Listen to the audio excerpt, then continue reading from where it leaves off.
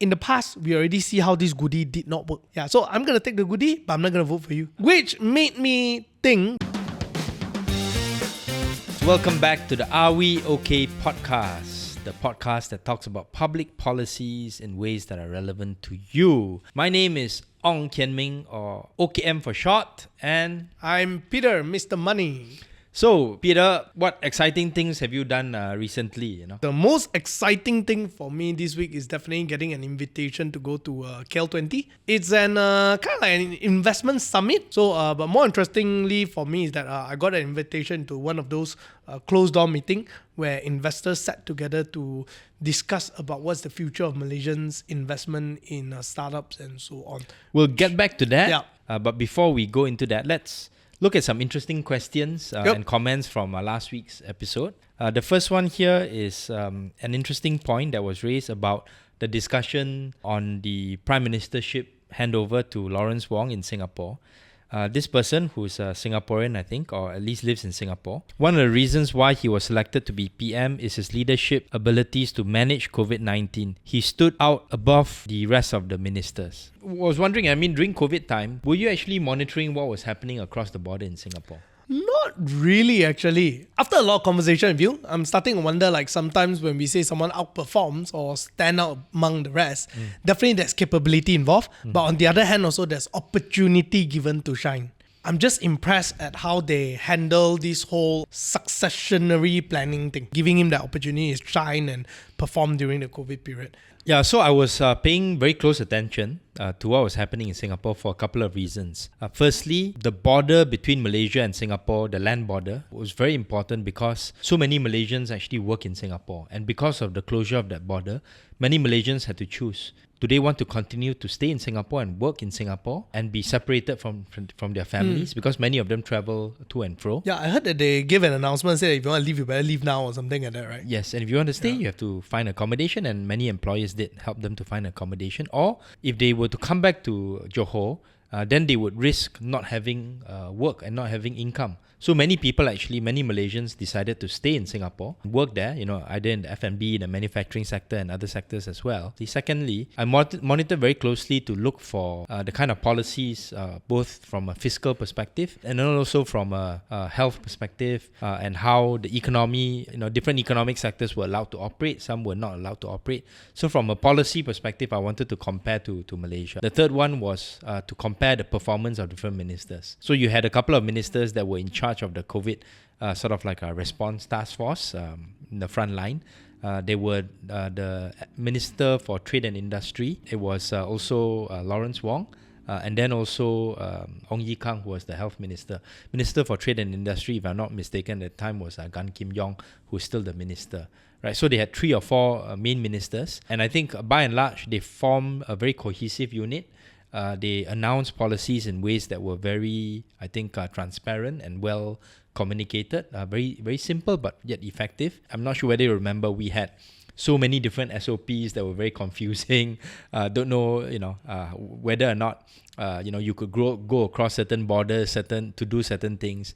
And I think, this was when the public saw that Lawrence performed in a very calm, allowed the public to have confidence in him, and also more importantly, to allow his colleagues to have confidence in him. So I want to ask you this question, right, Kian Ming, because I remember during COVID time, you were actually helping out with that whole time when Khairi was the minister during that time. Yeah, I heard that you were behind the scene, helping on some policy makings and so on, and saw the measures in place. So you get the inside scoop on that side, and also at the same time, your friends over in Singapore, the other side of the border. When you looked at the difference between two countries, right, what would you say is the difference, or where can Malaysia improve? So by and large, Singapore adopts this whole of government approach, which means there's a lot of coordination between the politicians and also a lot of coordination among the civil servants. So they work largely as a cohesive unit, whereas in Malaysia, you can see that ministers are working in their silos. Sometimes they're competing against one another in ways that are not so productive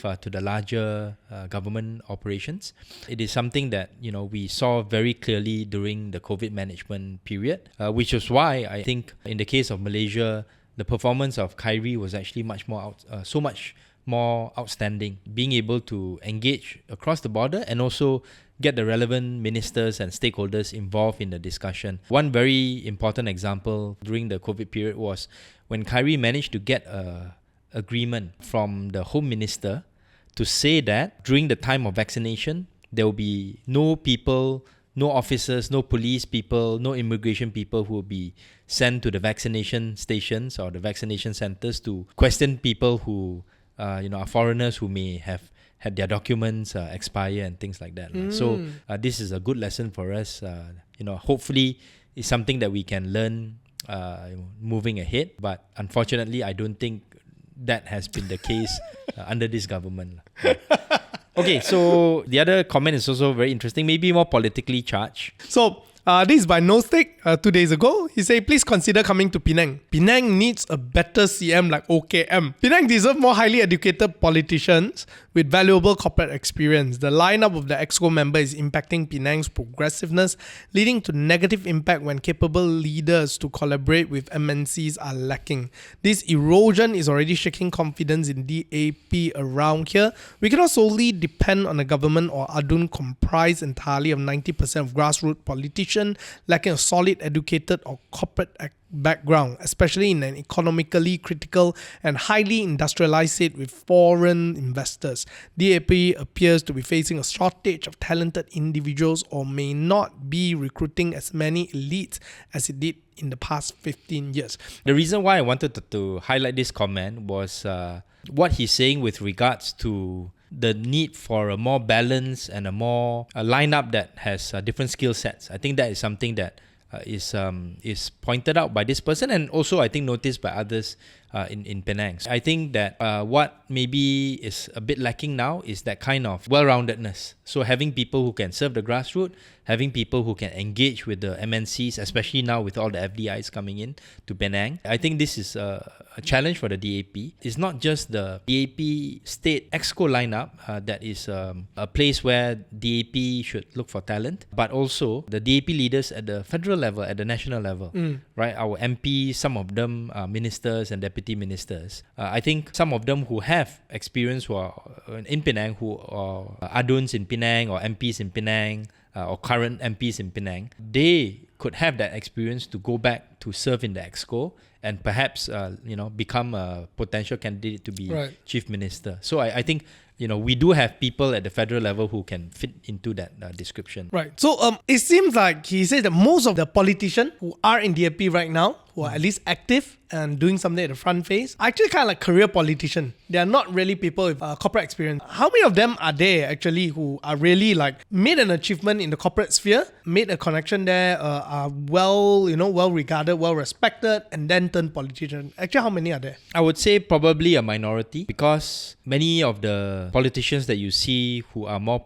prominent now are relatively young. They are in their 30s or their 40s, and they have served in the party for quite some time. Yeah. So not that much time to gain a lot of corporate experience, with the exception of those names that you mentioned. I mean, the professionals who are lawyers such as Gobin as well as Ram Kapal and a few others, they are able to serve as lawyers as well as become MPs at the same time.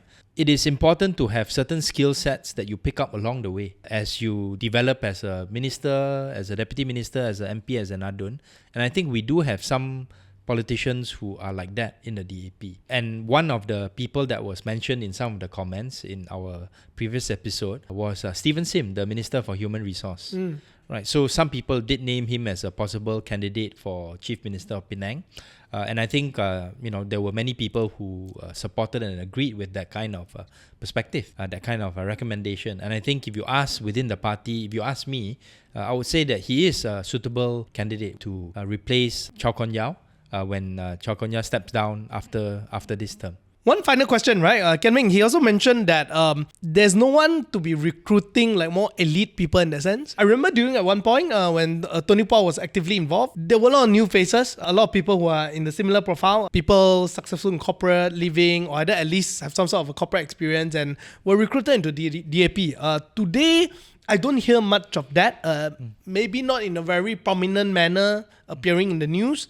For yourself, someone who's inside the party, right? Is there any known successor for these recruiters in DAP right now? Yeah, and I did mention this in the previous episode as well, that the DAPC chief, the youth chief of the DAP, Dr. Kelvin Yee, who's also the Bandar Kuching MP. He has been tasked with the responsibility by Anthony Loke, the SecGen, to get more young people involved in the party to be perhaps considered as future candidates.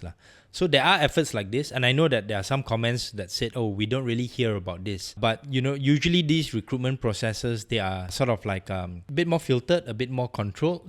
We are not going to have a sort of like casting call to say, oh, if you want to, be identified as elites to be recruited within the party, appear here you at 3 o'clock. Correct. Or send a submission and all that. But there are ways in which the party does identify these people who approach us, and different people in the party to have more engagements and more meaningful engagements. And I think this is how I was recruited into the party as well, because I was blogging on education issues with Tony, and also the other people in the party knew who I was. So it's not something that, you just do an open casting. There's a process by which the party gets to know you better, the leaders, and then you also get to know the party leaders better. So maybe we should have a conversation on this one day to share with the people how this process is really like. Yeah, we can invite Kelvin Yee, who's also the political secretary to Stephen Sim, to this show, and then talk about these kinds of recruitment processes. But yeah, I mean, maybe as a final thought, you could see how DAP managed to recruit this actual scientist to join the DAP and to become the youngest female councillor in the MPPJ council, local council, Kusha, and we interviewed her, and you can check out the interview in our channel as well. So be right back. Hi everyone, welcome back to the second part of Are We Okay? Yes, so I noticed this one thing, right, Kian Ming? You asked me if I'm okay in the first section, but I didn't ask you, how were you? Are you okay? I'm always okay. Always okay. That's why you're the okay man, right? Yeah. I went to KL20, but surprisingly, I didn't see you there. I was busy writing a couple of press statements, but I was watching online. Maybe before we go into your closed door session, what are your impressions in terms of the overall organization of the event since you were there? The first thing is that it is definitely a very big event. A lot of people. And I can see a lot of very prominent startup people there. Many of my friends were there. Many of my audience were there as well. Literally every 10 minutes you walk, someone will come and say hi. Some people ask for you, Yeah. I have to say, on the other hand, but when you take a closer look, there are some questions that started coming up. Yeah. Like what? For example, My Digital is the one that apparently is in charge of this whole thing. So when I was asking, hey, under My Digital, so is it going to be under Gobind Singh? Because digital economy, ma? They said, no, under Mosti. I'm like, huh? Mosti? Oh, that explains why he's there, right? Yeah, then, okay. Then this comes down to the question of, what about MDAC? How involved is this MDAC? Then there's also My Startup who's there. Then what about Talent Corp? Because when now they talk about want to hire people with the visa, they have this DAC and everything. They say that this all will be under My Startup. So there is a little bit of confusion, or I would say not a little bit, but there's a huge confusion among many people right now. Is that so who is really in charge? Sure. And who do we go for, and what will the processes be like? Yeah, so I think in terms of positioning KL, as an interesting place, an exciting place for startups, I think KL20 did achieve that objective. Oh yeah, it was a very... Yeah, because you also got quite a lot of international guests to come and use that as an occasion to come and explore the ecosystem better. And I myself, I had a couple of side meetings yesterday and today with people who are involved in the ecosystem, investors and people in the media and so on. But I think you're right in terms of that kind of policy clarity.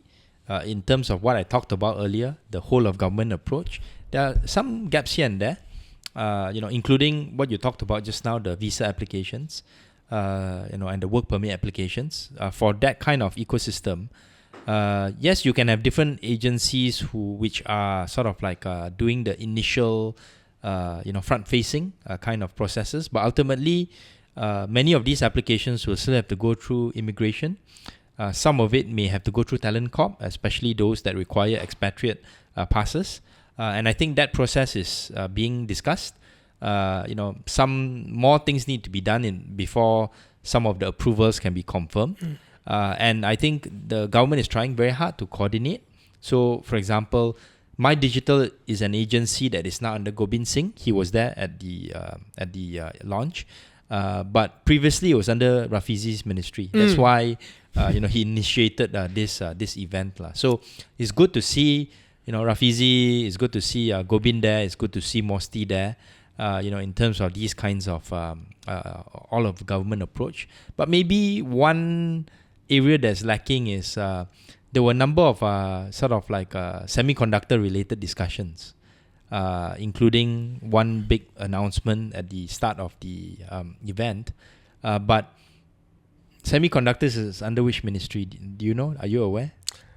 No, I'm actually very confused about who's under who right after the event. Yeah. So for semiconductors and also incentives for the semiconductor sector, it's actually under MITI and MIDA, right? But I think there were other conversations that the MITI minister and MIDA did have with some of these investors, but there wasn't that kind of all of government approach that I think could have been more holistic if MITI and MIDA could have been invited. Actually, there was also another question, right? Why is MITI not there? Literally, the whole time I was thinking to myself, why is MITI not there? Because investments, incentives and things like that. That's right. Even many Chamber of Commerce were there. I suppose the Danish Chamber of Commerce were there. I met the Canadian and Malaysian ones. Like you say, there were many very exciting. And this time around, the VCs who came and the PE funds who came were not small VC funds. International There funds. were big players who from were China, there. from Singapore, from other places. The whole Dana Impact team were there. Khazana literally was there, right? The whole team, many of the people were there. So it's quite exciting. It's a very positive feeling, but there were this kind of question. But aside from that, right, what is the most exciting announcement of this whole KL20 for yourself? I think for me, the most exciting announcement took place as one of the key events when Prime Minister Anwar was there, where you had a number of international GPs. These are the PE and VC investors who went up on stage to announce certain commitments collectively, in terms of coming to Malaysia. So they are in the Malaysian ecosystem. They have their own targets to meet.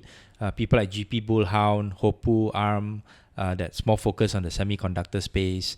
So these guys are serious guys in terms of being international players.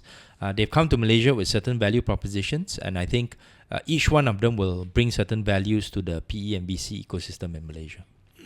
Yeah, I think for me, one of the most exciting one is definitely a very surface one, will be that 1 billion ringgit investment lah.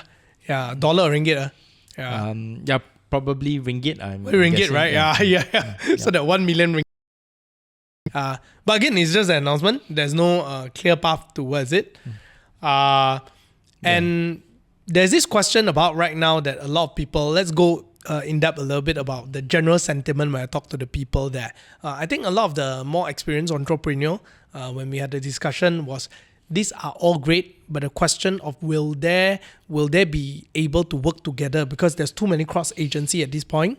That's where the follow-up comes in. Yes. That's where the all-of-government approach is important. That's right. I think here is where a lot of people have this question of whether will it happen. Now, so for someone like yourself who has been minister before, deputy minister before, what do you see are some of the complications that may arise? Because now we're not even talking about two ministry collaborating. We're talking about 3, right? Actually, quite a number. 4 or 5, right? As you really execute it. So, what do you see are some of the common challenges that would arise? Yeah, so again, reference point Singapore, for better, for worse. Singapore organizes these kinds of events on a regular basis. There's the bread and butter, man. Exactly, MICE and so on and so forth. But what Singapore has done over time, right, is that they've increased both the quality and the quantity of such events, so that they become institutionalized and part and parcel of a larger sort of like a global or regional calendar in terms of startup activity, in terms of PE and VC activity. And what Singapore has done well is, as they deepen these kinds of connections, right, they will have events whereby they actually charge people to come in to want to be part of this ecosystem, where you have the PE and the VC players on one hand, and potential investee companies on the other, and you actually have to pay to be involved in this ecosystem where the matching is done, right? So it's a way in which you can get the serious players to come and to try to do serious deals in Malaysia, our ecosystem is such that we are just getting to want to highlight Malaysia as a good startup ecosystem. We haven't even gotten to the stage where we can do this kind of matching, so to speak. So Singapore has really done this in a very deep and meaningful way, and perhaps some of these things can be broken up into smaller events, right? So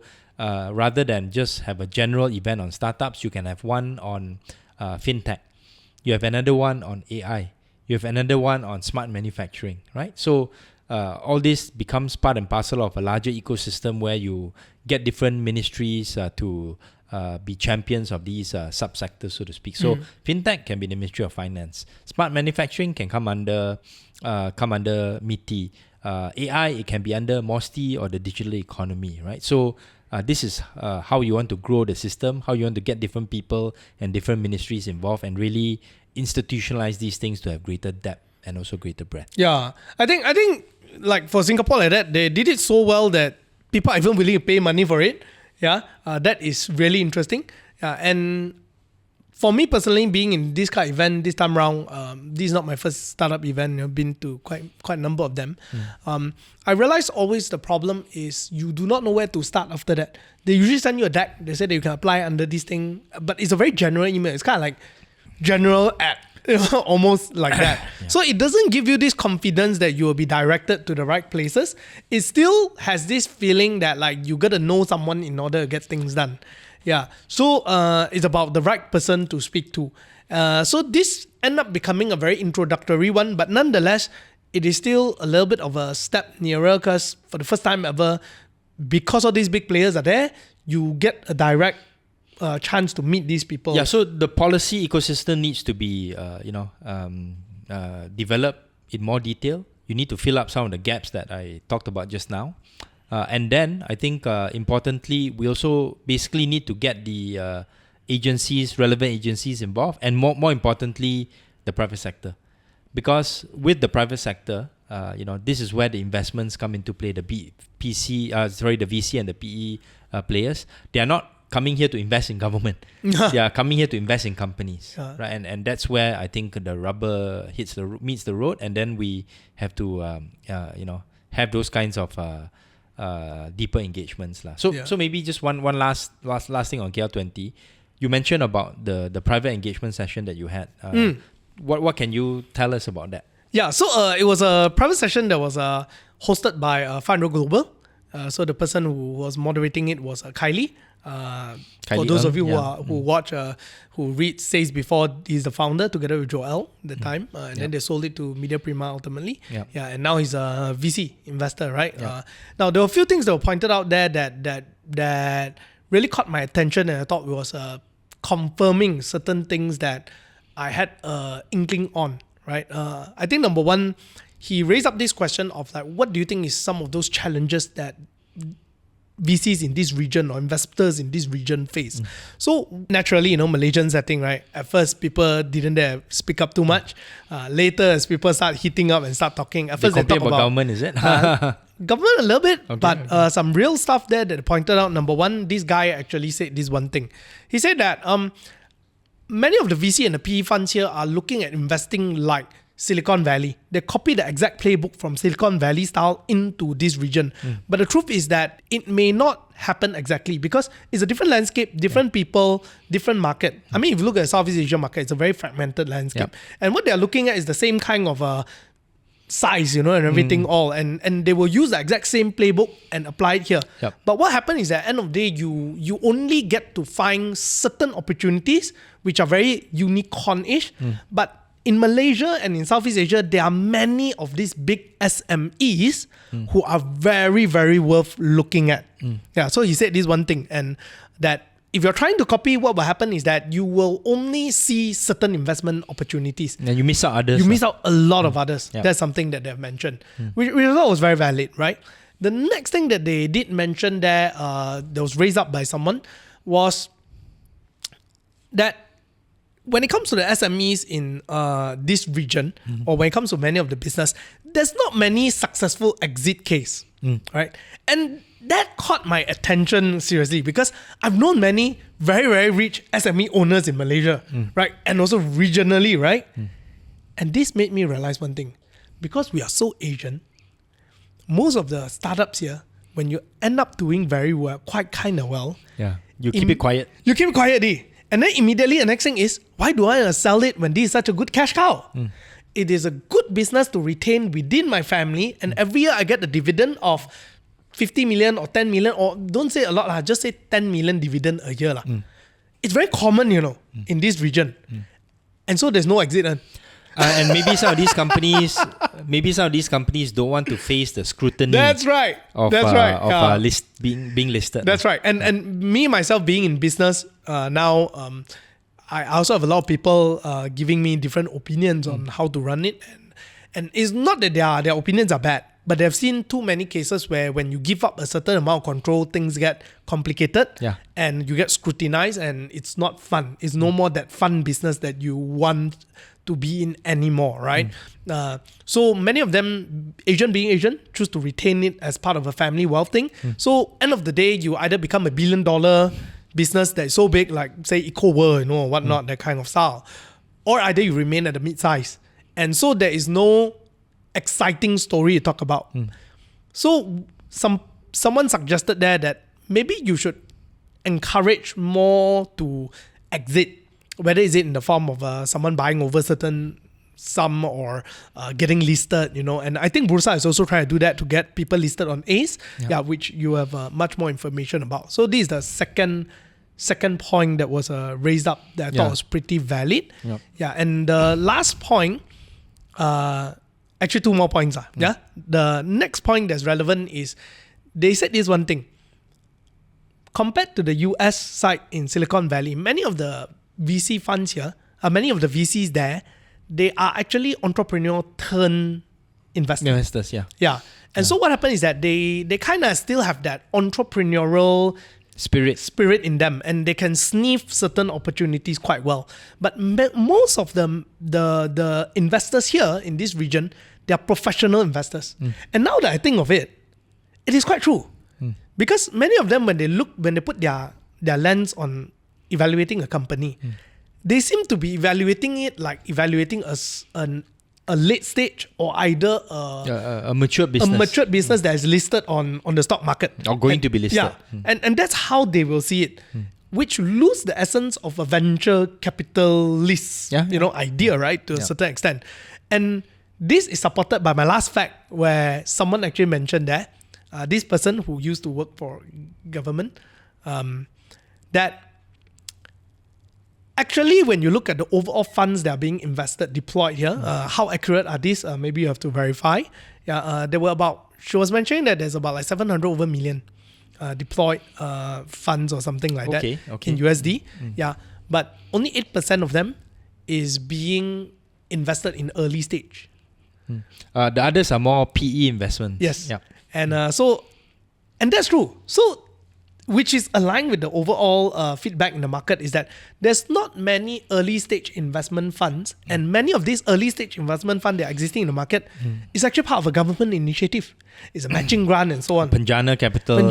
So others, ultimately, it is still government that's driving, but it is not private sector that's driving the investment, unlike many other more successful countries like South Korea or even Singapore per se, right, to a certain extent, which raised up all these kind of points where it made me realize that, that is so true in the investment scene in Malaysia when it comes to the private markets. Okay, so I'll push back a little bit. I would say that in the US, it's truly private sector driven. I don't think the government puts a lot of money into early stage funding. They don't have to lah. Because the market is big enough. I think for some of the examples you talk about, right, even Singapore, there is an ecosystem that the Singapore government has built where certain funds like Temasek, GIC, they will actually put money into venture capital with the mandate that these venture capital companies will do early stage investing, right? So there is government supporting it. Of course, then with the advent of family offices and other other players that have come and grown the ecosystem, you then have a lot of private money coming into play. maybe a similar model in Korea as well. I think Malaysia, we may be approaching that this challenge in the same way, where government has to come up with some sort of ecosystem first, including Penjana's matching funding and also bringing foreign LPs to partner with Malaysian players, Malaysian GPs. That I think is something that we are at the very early stage of doing. It will get mature, I think, over the next couple of years, and I think when we become more mature, that will be a good case in terms of how much money then is deployed into the VC space, whether that balance will go from, let's say, 10-90 to maybe closer to 30-70 or even 40-60. Yeah.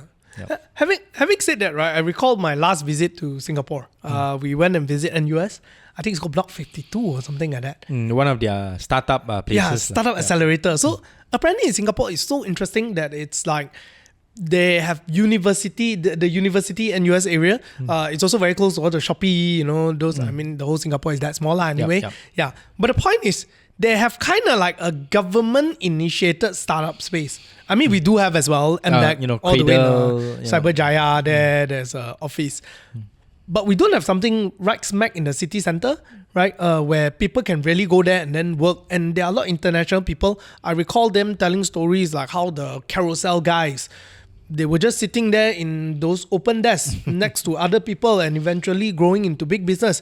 And I think here are some of those little bit of things that are lacking in Malaysia in terms of infrastructure, building a more close ecosystem that also bridge the talent group of Malaysians, right? Universities and so on with the industry. Yeah. Yeah, I know of some large listed corporates in Malaysia, private sector, not the GLC ones, that tried to build that ecosystem, but it's not in their DNA, right? So, if let's say that it was in their DNA, we would have seen some people who are in the auto sector, for example, see the potential of Grab, see the potential of Kasem, right? That's right. But you see these guys who have become unicorns or soon to be unicorns, they have sort of like grown up on their own. So that's a challenge that I think our existing large corporate ecosystem will continue to face. I see a little bit more traction in terms of the ecosystem that this Sunway iLabs is trying to create, but still at a very nascent stage to want to become the incubator for good ideas coming from university students. Yeah. Right. But, again, they face certain challenges because if you restrict yourself to the university student ecosystem, especially if, let's say, you just want to operate, using Sunway students, then you are losing out on other entrepreneurs in other ecosystems, whether it's other universities, whether it's people who, are young professionals that want to go into new areas of, business, people like Eric from Kasem and whatnot. So, we still need that kind of accelerator model in some ways to just germinate different business ideas and different opportunities. But I think that kind of ecosystem is very hard to build, to be frank. Yeah. I think the one that you cited, Sunway, they did quite a good job already compared to many others. But yes, there is a problem. But nonetheless, that's something that we can look forward to. Hopefully, in the next 5 to 10 years, things will change in Malaysia, right? Yeah, the next iteration of KL20, get more ministries and get more agencies and get more private sector people involved. So watch this space. Before we move on, we got to thank the sponsor of this episode, ZUS Coffee. ZUS Coffee, where coffee is a necessity, not a luxury.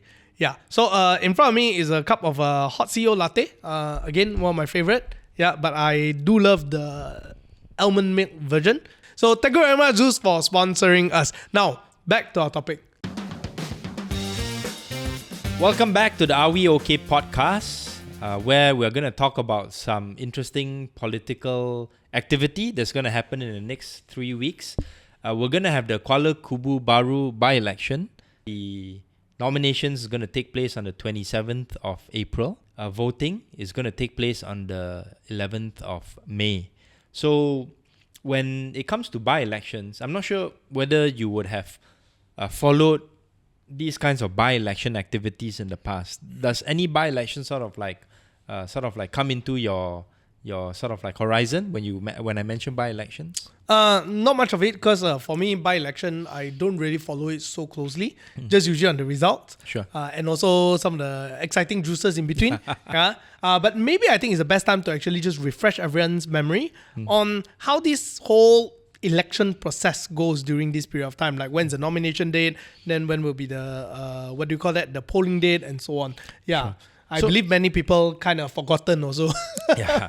So by-elections happen for a couple of reasons. The usual reason is because an incumbent, whether an adun or a member of parliament, elected MP, passes away. Yeah. Right. So this was the case with KKB. My friend, my former colleague Lee Ki Hyong, passed away from cancer. Because we are more than 2 years away from the dissolution of the state DUN. It means that you have to have a by-election, right? So in this case, you'll have the election commission announcing a particular date for nominations, and then also announcing a particular date for polling. And the period that they have set has been for about 2 weeks. So that was the case for the general election. That was the case for the state election, and this is the case for this by-election in Kuala Kubu Baru, which is a state seat located in the parliamentary constituency of Hulu Selangor. So one of the reasons, Peter, why by-elections are not really paid attention to much, except for people who are really gila about politics, who are really mad about politics, is that they don't really affect the outcome of who is in government. Yep.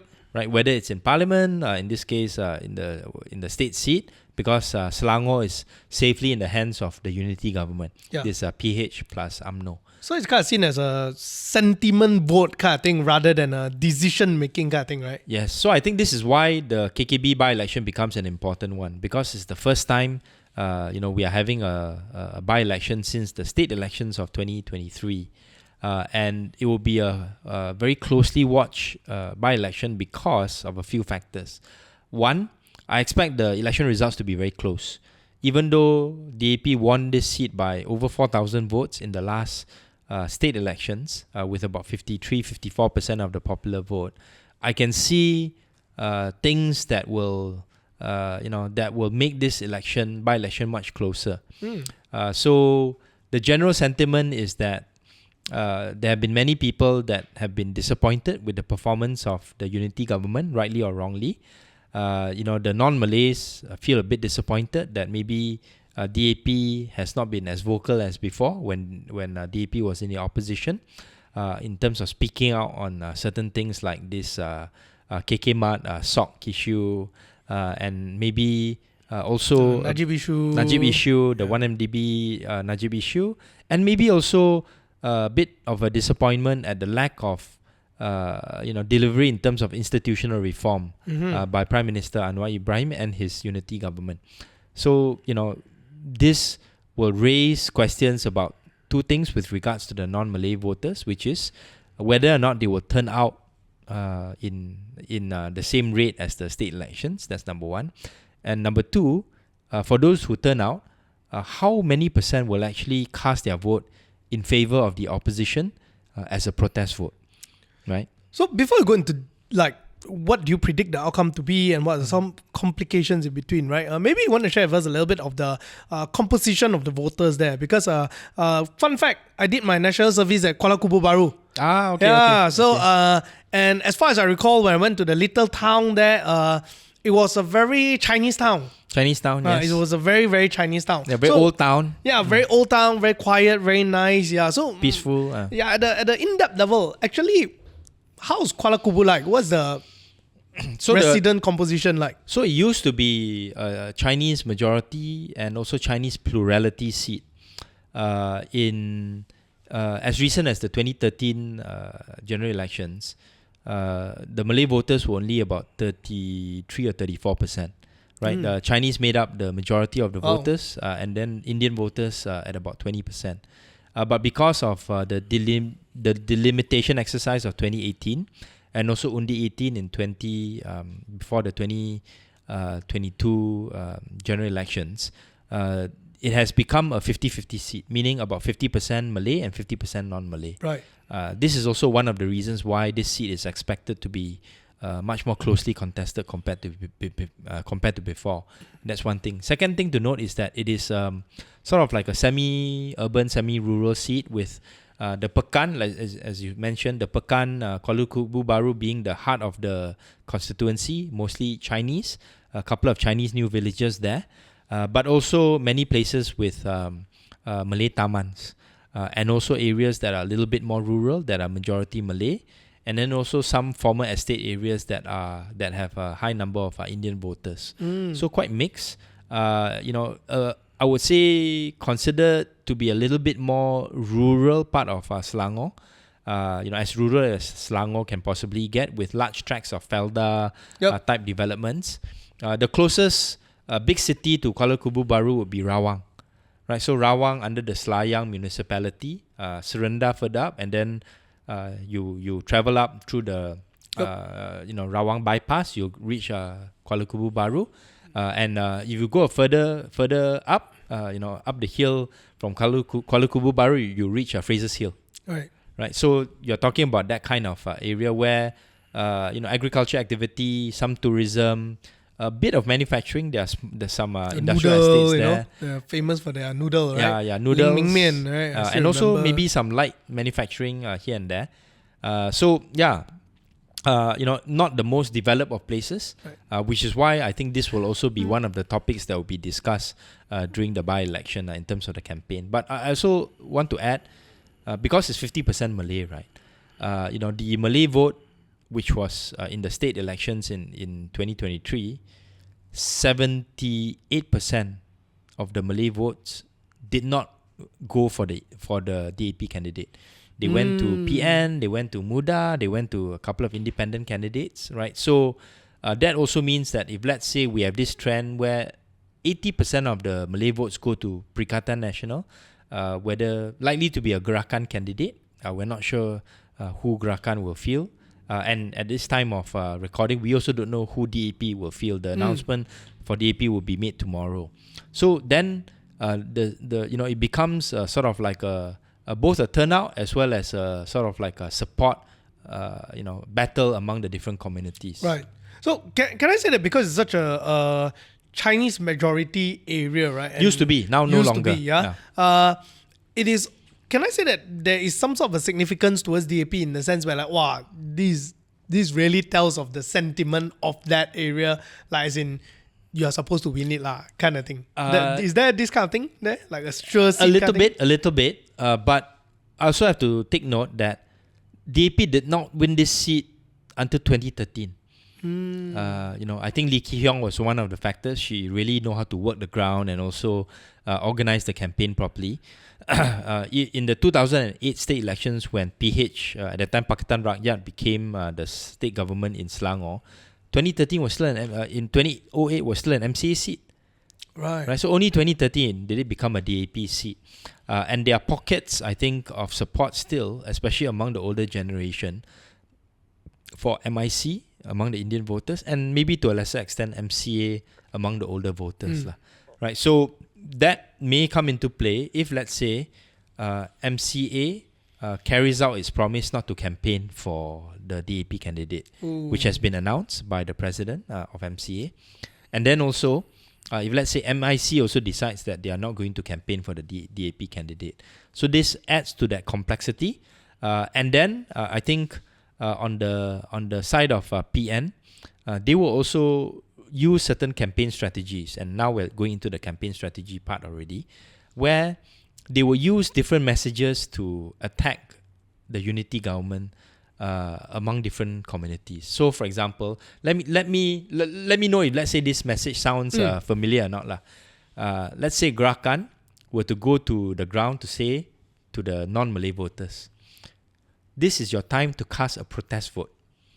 This is a time for you to say, I'm not happy with the performance of the federal government because of X, Y, and Z. This is a time for you to see how come to let DAP know, how come they've been so quiet on different things? Are they becoming a MCA 2.0? And the irony is that MCA is now together with the unity government. So you have MCA 1.0 and then possibly MCA 2.0 in there. Right, so this is the message that they will tell the non-Malay voters. It's very familiar. Very familiar. Why do you think it's familiar? Sound like the most exciting time in the past when we used to cast that protest vote. Yes, correct. And that would have been the message that DAP would have used, right? Yes. When DAP was in the opposition. Yes, it sounds exactly like the past PH or Pakatan Rakyat time punya message. Yes. So I wrote about this in a commentary as well that I released in a press statement today. So that would be the possible message that Gerakan and PN would give to the non-Malay voters lah. But to the Malay voters, let's say if you were Bersatu and PAS, and this is maybe a test of how how much knowledge we've shared with each other lah. How do you think PAS and Bersatu will campaign against the DAP and against the unity government? I am now thinking, the initial thought that goes into my mind would be a very 3R kind of thing. Okay. Because that's a very common thing that play up. But based on our recent discussion, they have kind of toned down. So I got a feeling that they may not go leaning a lot towards 3R, and the nature of that location itself, correct me if I'm wrong, right? My prediction is, because of the nature of that location as well, is a very 50-50 composition. So you're expecting the Malay community there to be a little bit more open and with more stuff as well. So they also may want a slightly more moderate candidate. So they may present themselves as the more progressive, moderate, Muslim majority kind of image that comes out. It depends. And I'll tell you why. For PAS and Bersatu, the 3R message actually works, right? But they may not use the KK issue or the Palestine issue to play up these kinds of 3R issues. What they may do, and this may not be public, that means it won't be necessarily through charamas. It may be through, let's say, the mosque network that PAS is very strong in. They will have a whispering campaign to say, hey, look at what certain DAP leaders said over the past few months, right? And this is something that was repeated and also publicly mentioned by UMNO leader Ahmad Maslan. He said DAP leaders should be careful in terms of not treading on some of these sensitive issues. Yeah. And he mentioned a few, right? And we've talked about this in our podcast. And that's right. Others have brought this up as well. So the UNESCO listing, for example, that's one. Asking for non-Malays to be included in the Sharia committee. Another one would be, pushing for local elections, and then the fourth one would be, a DAP leader proposing the notion of a non-Malay prime minister, right? So these are the things that will be used on the ground to circulate and to remind some of the Malay voters, this is, what the DAP represents, right? I don't think that's a responsible way of doing things, but what is good for the goose is good for the gander, because what goes around comes around lah, right? So I think this will be something that would be effectively used by the PN, especially PAS and Bersatu. And they also have an added issue lah, which is, I think, a legitimate issue, which is to say that, look, the government is going to raise prices on petrol. The government is going to raise prices on diesel, right? Of course, I think one of the challenges that the unity government faces, I do agree with their policy of subsidy targeting, but like we said before, the policy details are very, very unclear, very vague, right? So that opens up the government, the unity government, for attacks on these grounds. That's right. And I think the recent case of the whole Bosco issue and all these collaborating with, still working with UMNO, and stuff like that, a lot of infighting and so on, will be definitely played up again. Yes. Yeah. But after that conversation, I realized that I'm still too nice to be a politician. Oh, why do you say that? Why do you say that? Because you're not thinking so... Yeah, I won't go and think about what people did bad and go and like, that was that. Sure. So let's say, alternatively speaking, if let's say that's going to be the strategy that Perikatan Nasional would use, Gerakan as well as PAS and Bersatu, what do you think would be the response of DAP and also the unity government? How do you think, my colleagues will go and campaign on the ground. I can't see what can happen. Yeah. I don't know, maybe after a lot of conversation that we had as well, and looking at how they execute their messaging, aside from, I don't see any great effort that can really move the needle, or a single-handed message that can move the needle. Sure. Although, yes, there's a lot of groundwork that can be done, like they go and help people talk, a lot of stuff. And the recent goodie that's being given, accused of being a goodie, YB actually approved the 5 over million upgrade for KKB. Yeah, because of good ong and feng shui. Yes, which made me think that it's not a good move. The reason being is because in the past, we already see how this goodie did not work. People take the goodie and they're not going to respond. And you're playing back the exact same move. What kind of message that you're giving out to people is, we are exactly like what we said we are not going to be. Yeah, so I'm going to take the goodie, but I'm not going to vote for you. Plus that one already, then I'm kind of in this position where, how are you going to counter back? So for yourself, who has been a campaign strategist, okay, so what would you do? Okay, I'll draw you behind the curtain and explain things by discussing how I think the campaign will take place, how the campaign will be sort of like rolled out, right? Versus what I think are some value-added ideas that I have to make the campaign more cohesive and more compelling. So the campaign will take place at 2 levels. One is at the local level, involving the candidate and the local messaging. So it is like the going there, talking going to people, there, the programs that you will do and all that kind of the stuff. ceramah, that kind of things. Yes, and then maybe now the ceramah will not be so laku especially on the side of government. But at the same time, there will also be a national campaign going on where there will be discussions on national issues, on certain development goals, maybe for KKB and the larger Hulu Selangor area, but also discussion on things like Najib, things like price of petrol and things of that nature. So those 2 sort of like campaigns will happen at the same time. And that's true for most by-elections. You'll have the local issues and then you'll also have the national issues. That was the case when DAP was in the opposition as well. And at the time, we will focus much more on the national issues. Right? So now, on the local level, what will take place is that each party will be given their own daerah mengudi or police station to take care of within the PH coalition. So DAP will take probably at least half of the polling stations. PKR will take some, Amanah will take some. And then there will be cooperation in areas where UMNO is strong to cooperate with UMNO.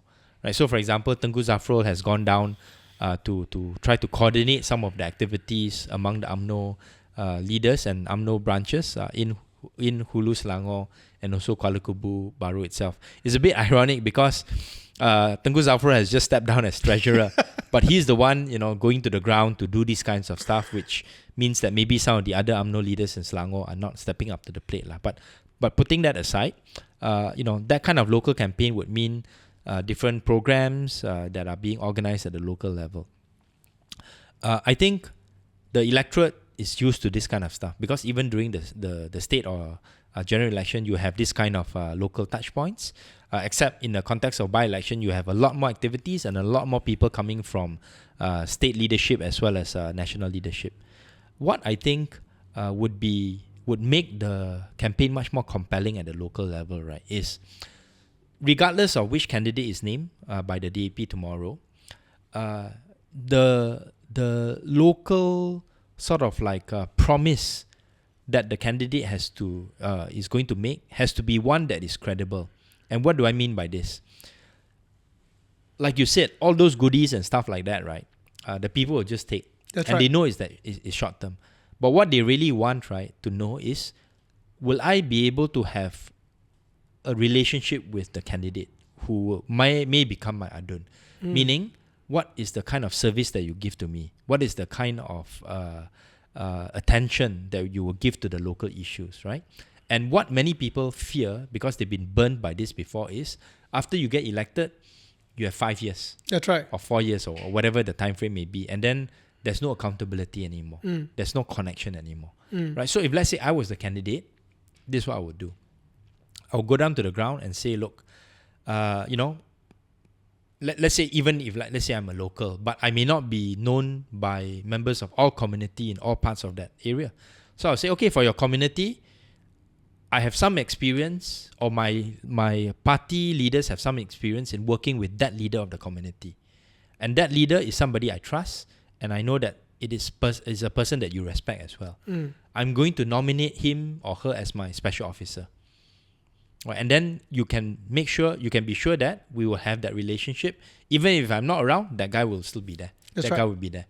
Right? And you may not be able to appoint special officers in all of the polling stations, but I think at the very least, you need to have some sort of commitment to say, I'm going to have trusted special officers at the local level among the 3 major communities, or even you can add in Orang Asli as well, because they have there are about 3 or 4%. Like different community representative, right? Yes, exactly. Yeah. Right. So and then you also use some of the local aduns, the local ali majlis, the councillors there to also be your proxies, to have that kind of local connection with the different voter groups. And then you can say through them, I'm going to assign certain allocation to do certain infrastructure development and community projects in those particular areas. Yeah. Right. So that's the kind of trust that you can establish. Yeah. I think this is where there are a few politicians that I think did pretty well in this area, right? In the recent years, definitely Sadiq takes the stage quite a lot in this area. Having the benefit of speaking to him quite a few times, having a conversation, I noticed that he actually goes back down to Muar every weekend. And he has a representative there to actually collect whatever information needed. Then weekend, he's going to go there and execute. You go and visit the house, do whatever it is. Yeah. And then he posts it on social media some more. So it keeps it alive.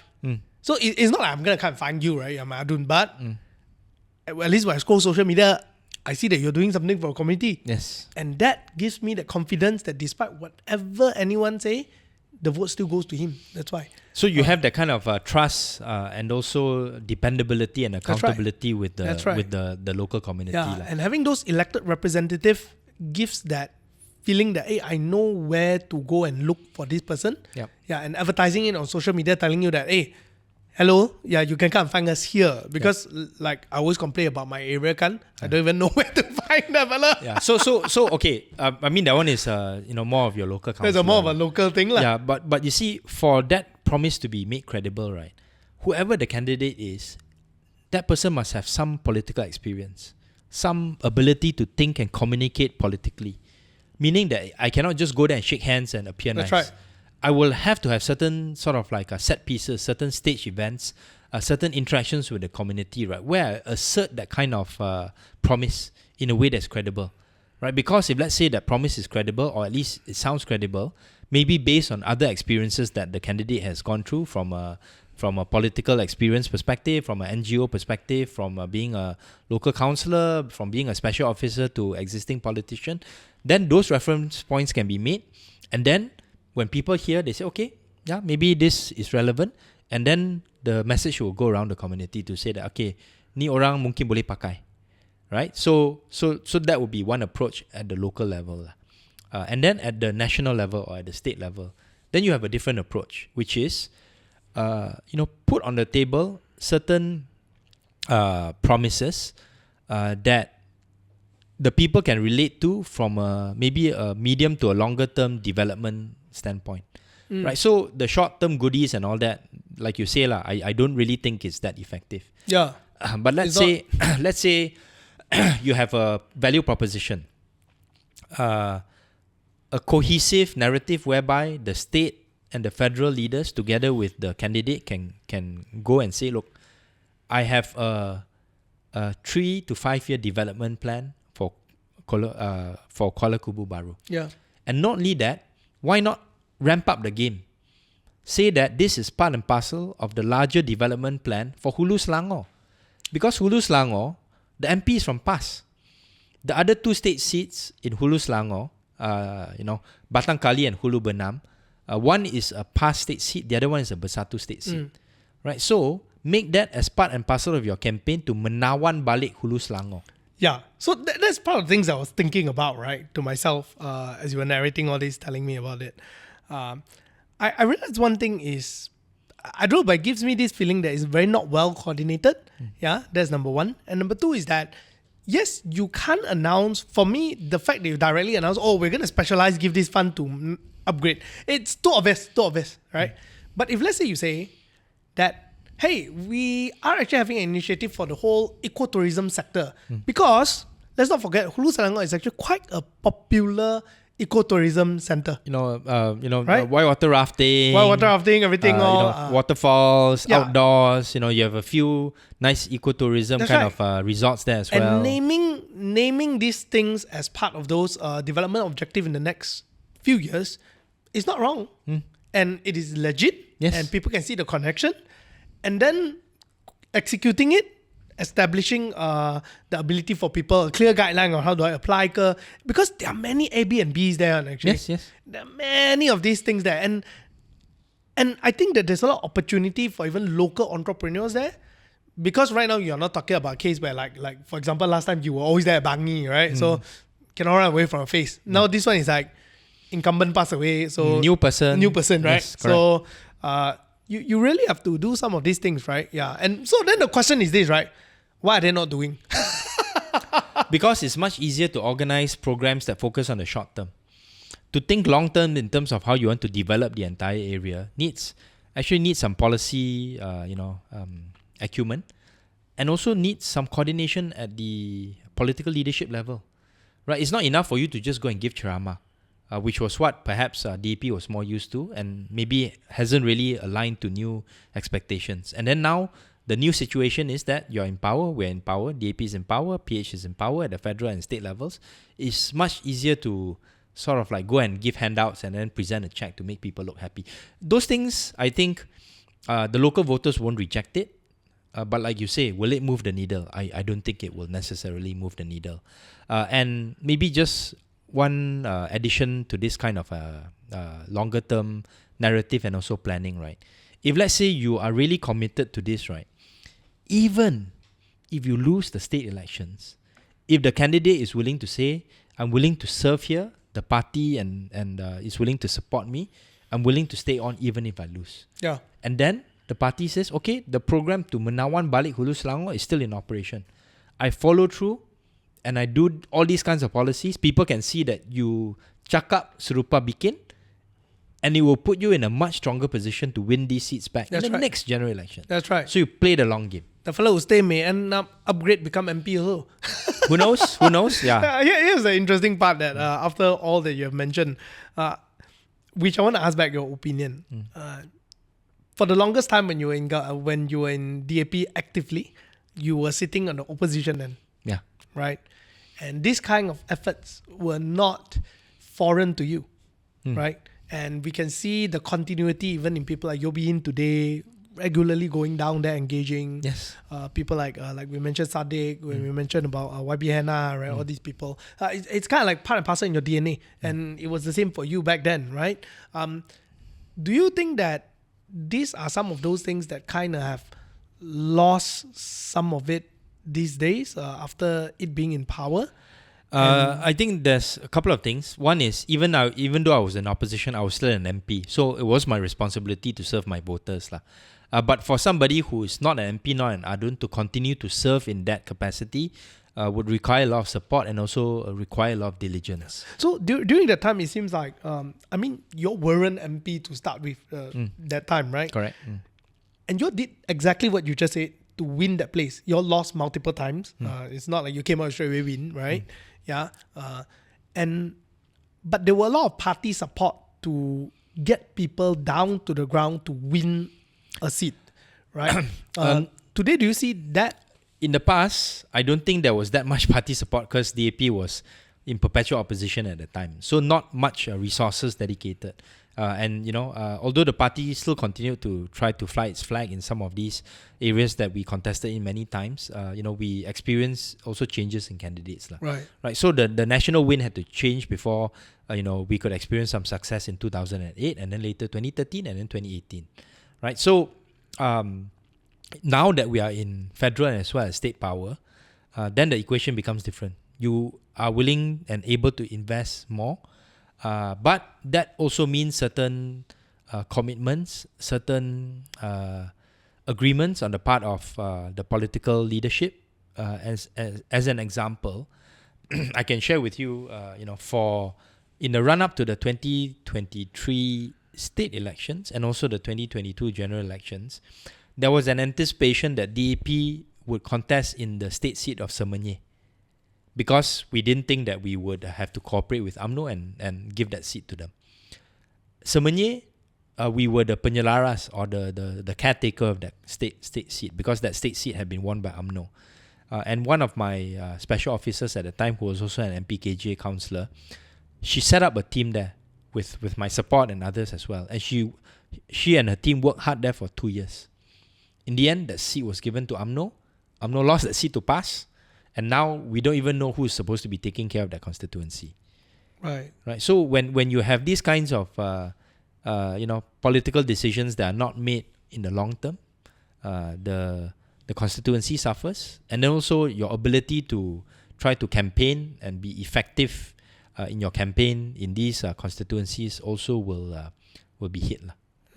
I see. So it's not such a simple process, but with the right leadership and political planning, I think these are things that needs to be done before the general election. Right. The next general election. Right. I see. So just one last question. Yeah. Now that the fact that being in power, DAP being in power, although you're not really there actively, and suddenly when this announcement of 5 million over budget being thrown out, whether is it genuine or not genuine, that is that I do not know. Right. But the point is, when you see news like that, how do you feel? Because you are part of that. We will never do this. And now at least that action gives that perception of doing this. So how do you feel? I think it opens up the DAP to being criticized by NGOs such as Bersatu. And I think rightly so, because we had certain positions we took in the past, and just because we're in government now, doesn't mean we should abuse that privilege and that position. And I think sometimes it's symptomatic of some of the issues I talked about just now. Not maybe wanting to make the effort for longer term planning, but doing things for shorter term benefits and shorter term impact. It's something that I think the DAP and also other parties in Pakatan Harapan will have to adjust along the way. And it will be a difficult process, which is why when I make the recommendation to have a longer term plan to menawan balik Hulu Selangor, those are the things that people can see, and believe, if let's say it's carried out over a relatively longer period of time in a way that's consistent. Because the people know you're a minister, you're busy. You come in here because of the by-election. You announce goodies, and after that, if you go off, there's no reason why we should think that you would come back again and fulfill your promises, right? But if you have that kind of concerted effort, it will not just be a good example for Hulu Selangor, for KKB. It may be a believable model that you can replicate in other by-elections as well, in other seats as well, in other places that you want to win back. So, for example, when PKR had their 25th anniversary and their congress recently, one of the things Rafizi said was we should start campaigning for the next general election now. But now that you're in government, the tools that you use, the messaging that you use, would not be just to whack the other side and say they're useless, they're X, Y, and Z, but to actually put in concrete plans to develop those areas with the intention of, if let's say you cannot win this time, meaning the next general election, you play the long game and try to win after that. Right. But that requires long-term planning, which I think, we've discussed before, is not one of the key strengths of this particular government. I think they have to remember that ultimately what Rafizi says is true. The best time to campaign is actually when you're in power, before you even go into the election. I think that there's a lot of the messaging that were relevant actually was lost after winning.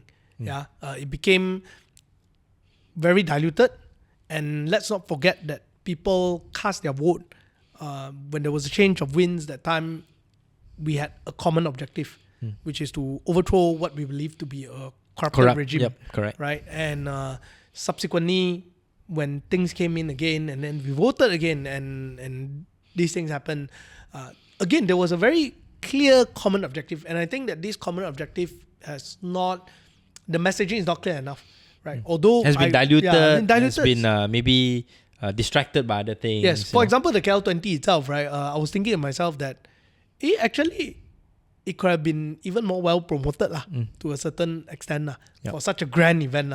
And all the people that I'm seeing there in the KL20 was pretty much I know you, if you know kind of people who are there. Influential people who have influential people.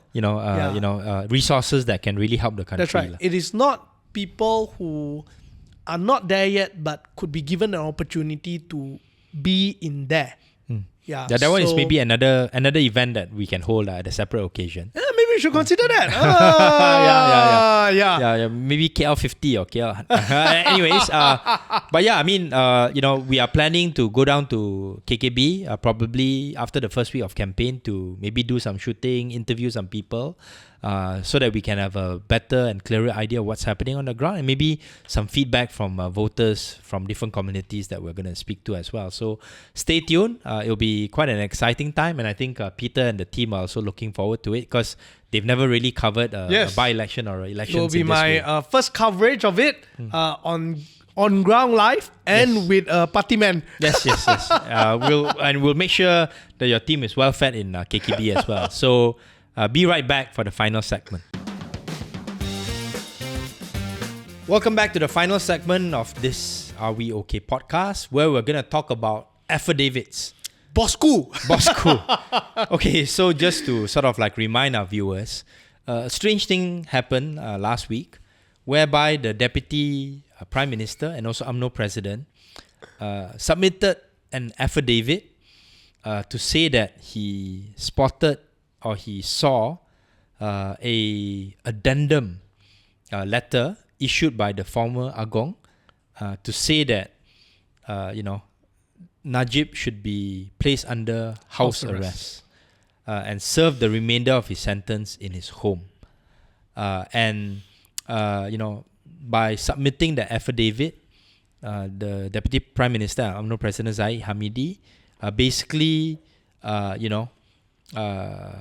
involve some people, probably not willingly, meaning the former king, and also the person who showed him this supposed addendum or letter, who is Tengku Zafrul, the MITI minister, right? So, not going to go into the legal arguments because there are different scholars and practitioners out there who can give a more detailed explanation. But from a layman's perspective, when you see this kind of action being taken by the Deputy Prime Minister, which involves a decision that was made by his own government, right? What is your impression? Definitely very bad, not good. Yeah, like really not good.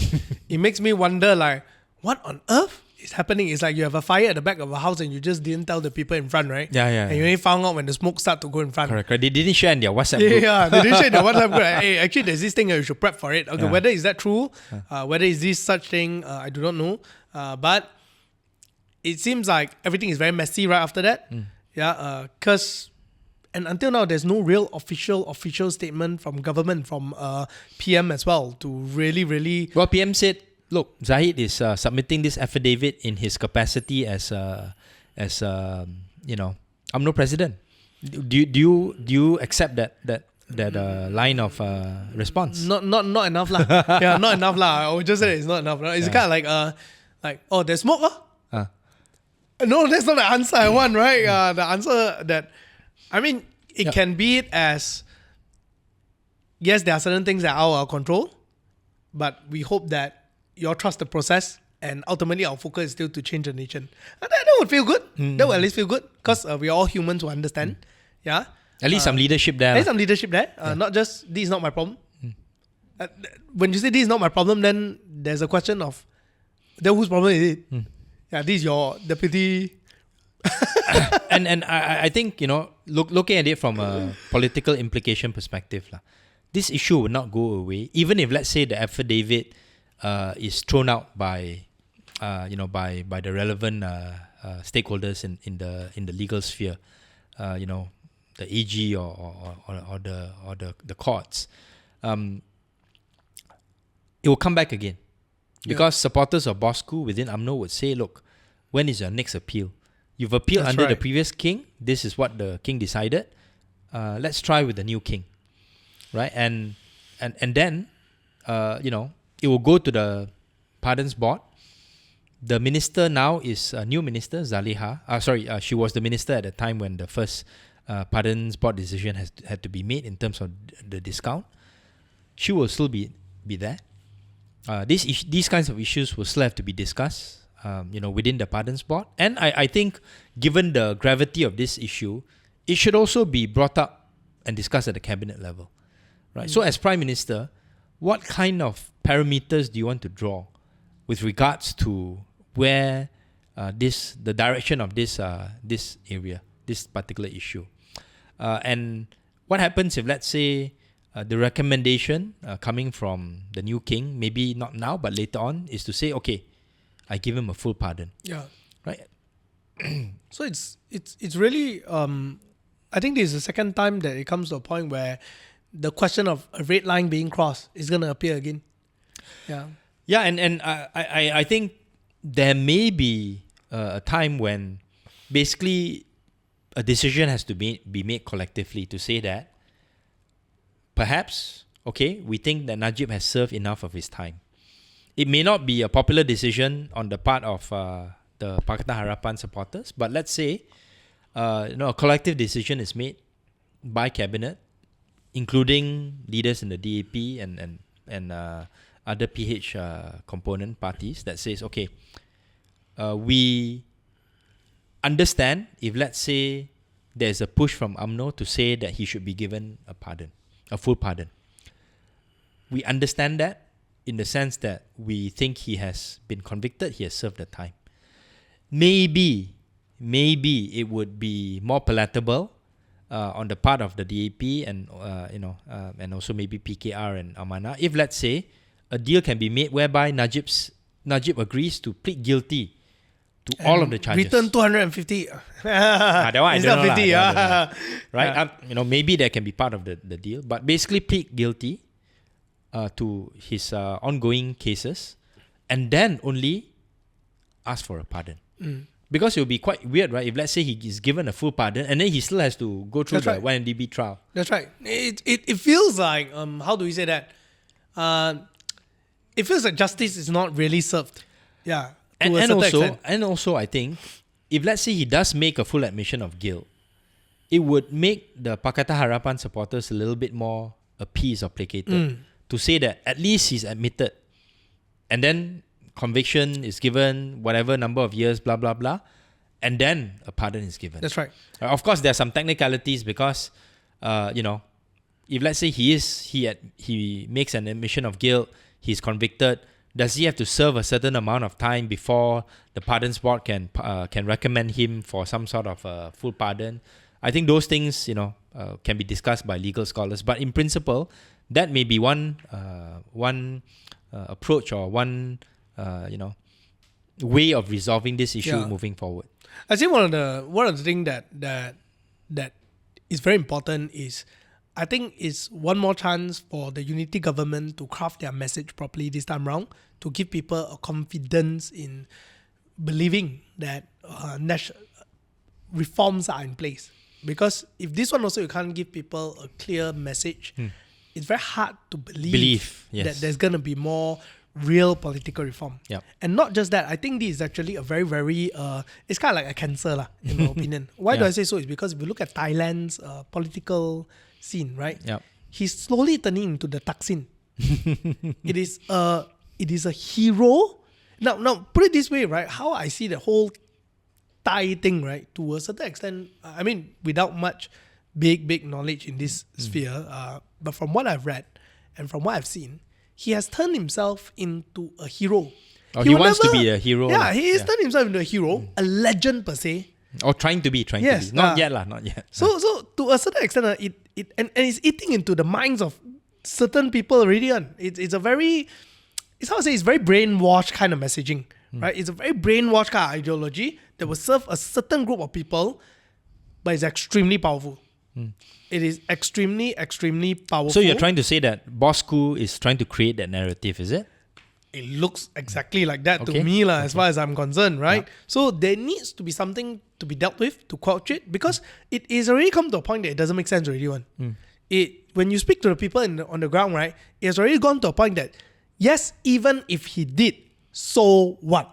That's blinded already, coming to a point. So one way of resolving it would be to say that, okay, he admits guilt, and then he is forgiven or pardoned, and we can have at least closure on that particular episode of Malaysia's, history in terms of the 1MDB scandal.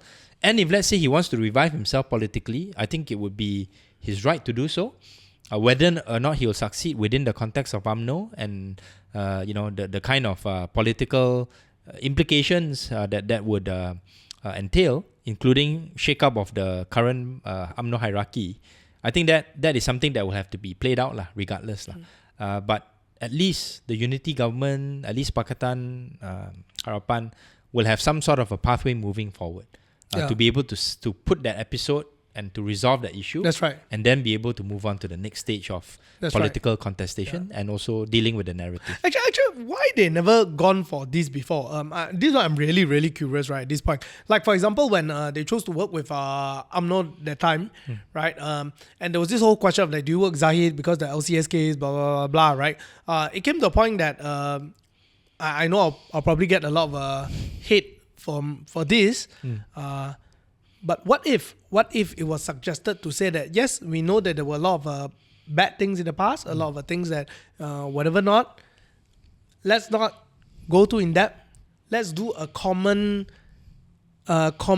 sparing in that sense, right? To spare, right? To do some sort of amnesty. Yeah, something like that. I mean, if we can do that for saman, 300 ringgit saman, you just pay 50 bucks counting it so that everyone. Yeah, so Khairi Jamaluddin has proposed that in the Keluar Sekejap podcast. I can see pros and cons in that approach, but maybe just to re-emphasize and to remind our viewers, what happened after the 2022 elections was that, as far as DAP is concerned, and I think Amana shares that sentiment as well, and Anthony Loke has said this publicly, that he got the mandate from the MPs and also the leaders in DAP to give full authority to Anwar to negotiate whatever he needed to negotiate in order to get UMNO and also for Sabah and Sarawak to join the unity government. And whether or not these kinds of deals would have been part and parcel of the equation, we don't know. And I think DAP, through Anthony Loke, has said that this is something that is Anwar's prerogative, which is one of the reasons why I think DAP is still reluctant to come up with any public position on Najib, 1MDB, forgiveness and things like that. Right? I'm not surprised. Yeah. So, to be fair to the DAP, the ball is probably more in Anwar's court. And as Prime Minister, he should lead the way in terms of trying to find a resolution and get the other party leaders and other parties to have that kind of common consensus. It won't be easy, but, forming the unity government wasn't easy as well. Right? Yeah. So I think, the ball is in the court of Prime Minister to show leadership on this issue, as with many other issues that we've spoken about. Yeah, I think that there should be, like we say, the messaging at the end of the day, because voters are not that dumb. Yes. Yeah.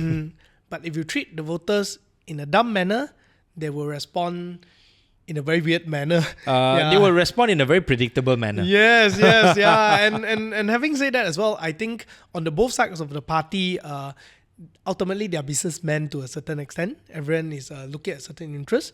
This reminds me of Golden Finger. Yeah, have you watched the show Golden Finger? I've heard of it. I haven't seen it. This is Tony Leung's movie. Yeah, so I watched it, and it was quite interesting. It started by setting the background of in the earlier days of Hong Kong, when the police force was so corrupted, and what happened was that ICAC was formed. Yes. And they started going after anyone who was corrupted.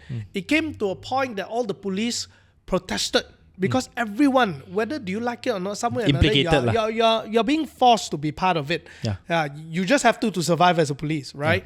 So whether you are kind-hearted, bad-hearted, doesn't matter. You just have to. If It's not, part of the system. You're not part of the system, right? You got to be in it. And so they protested and they caused a big hoo-ha, and ultimately they decided that whatever cases before a certain time, Amnesty. yes, we'll have an amnesty. And because of that, those who are the good actors were given a chance to turn the leaf around, and they became a part of an effort to reform. Right? And I think that to a certain extent, let's not be, naive lah. I think this kind of agreement are some sort reached already, right? Why not just make it public? Why not just hint it? Why not just say it?